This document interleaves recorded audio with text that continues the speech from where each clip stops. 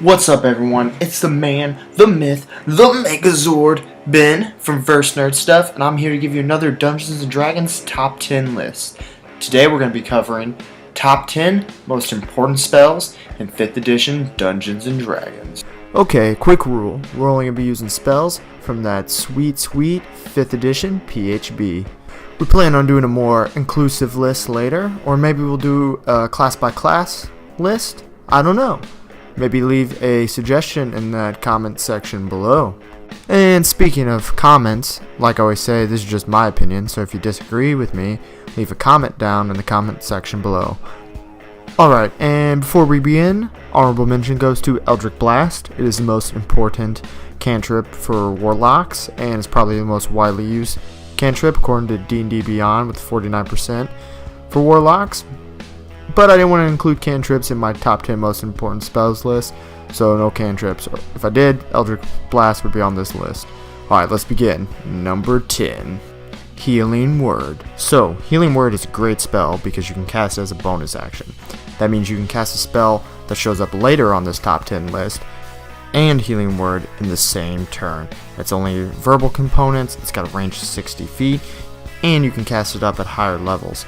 It came down between this and Misty Step in our number 10 spot, but we picked Healing Word over Misty Step because Misty Step will only ever save the caster, where Healing Word can save the caster or any other party member, making it a fantastic spell. Number 9. Magic Missile. Arguably one of the most iconic Dungeons & Dragons spells. It's been around since 1st edition. It has a range of 120 feet. It always hits. It always does solid damage. It's just a good choice for a first level spell slot. You can't go wrong with the good old fashioned Magic Missile. Number 8. Fireball.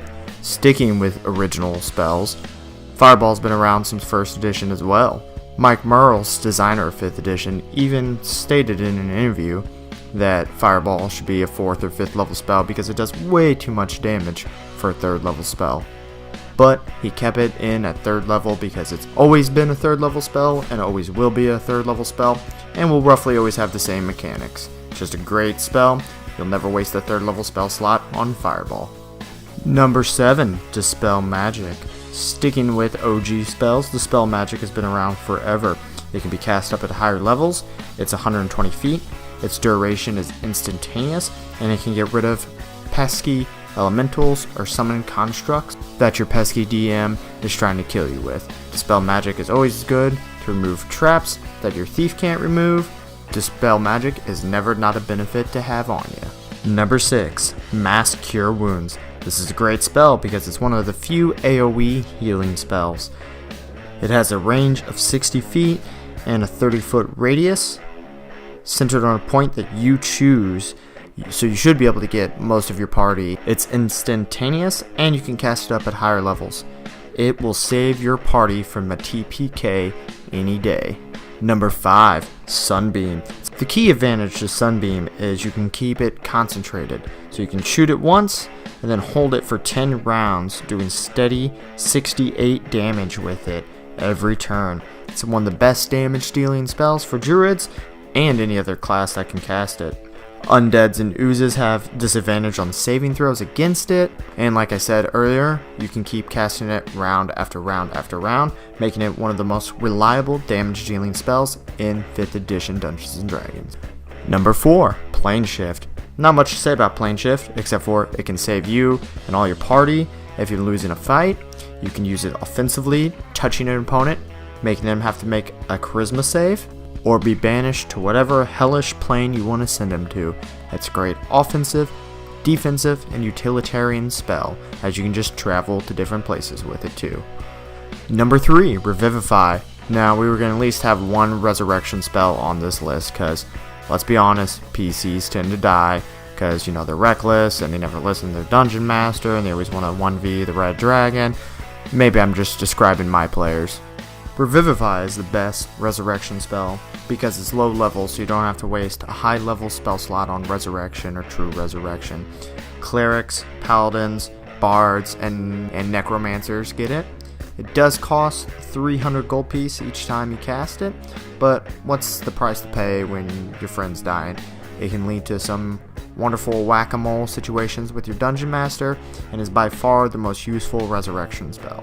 Number 2, True Polymorph. Not much to say about True Polymorph. It's on this list because you can get abilities by polymorphing into creatures that you could not get any other way. In a sense, True Polymorph is several different spells, as you can polymorph into a Beholder and get Anti-Magic Eye, just like the spell Anti-Magic Field, or you can get a Disintegration Beam, just like Finger of Death. Several different spells in one, you just gotta pick what you want to polymorph into. And number 1, the most important spell in 5th edition Dungeons & Dragons, is Counterspell. As proven to us by Critical Role and their fight against Vecna, if your Dungeon Master can't get his Lich's big bad spells off, then his Lich can't hurt you. And I got 99 problems, but thanks to Counterspell, a Lich ain't one. Counterspell is a reaction, and you can cast it up at higher levels, and if you cast it up at a high enough level, you don't even have to roll to dispel the magic. That's amazing. That's so powerful.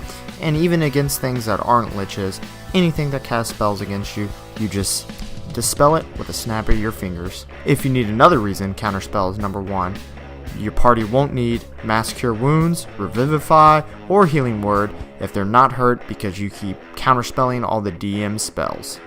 And that's our list. Tell me what you think about it in the comments section below.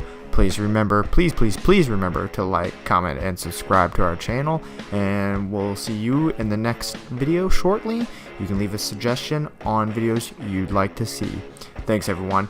This is your Megazord signing off.